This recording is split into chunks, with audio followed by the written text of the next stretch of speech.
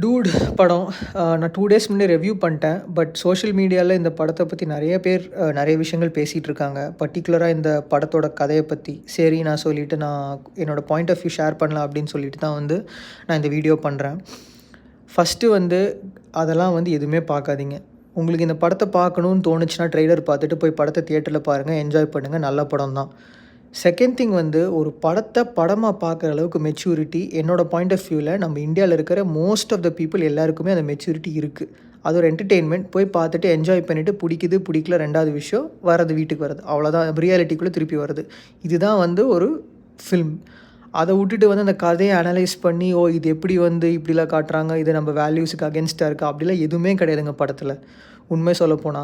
ஆக்சுவலா படத்துல நீங்க பார்த்தீங்கன்னா, பிரதீப் ரங்கநாதனோட கேரக்டர் சில விஷயங்கள் அவருக்கு பிடிக்காம தான் பண்ணுவாரு. அப்படிதான் காட்டுவாங்க படத்திலேயே. என்ன சொல்ல வராங்கன்னா இந்த வேல்யூஸுங்கிறது ஒரு சைடு இருக்கு. அதாவது கல்யாணம், இந்த ரிலேஷன்ஷிப்ஸ் எல்லாம்.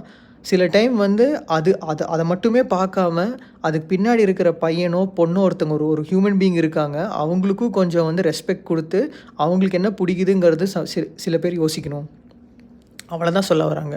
சும்மா நம்ம ஊர்ல என்ன படத்தெல்லாம் பார்த்துட்டு எல்லாரும் அப்படியேவா பண்ணிக்கிட்டு இருக்காங்க. படத்துல 2 பொண்டாட்டி ஹீரோ வச்சிருந்தா எல்லாரும் வீட்டுக்கு ஓ! சூப்பர் நாடு 2 பொண்டாட்டி வச்சுக்கலாம் அப்படிலாம் யோசிக்கிறாங்க. அதெல்லாம் கிடையாது. சும்மா இவங்களுக்கு வேற வேலையே இல்ல. எல்லாரும் போய் படத்த பாருங்க, என்ஜாய் பண்ணுங்க, ஜாலியா இருங்க.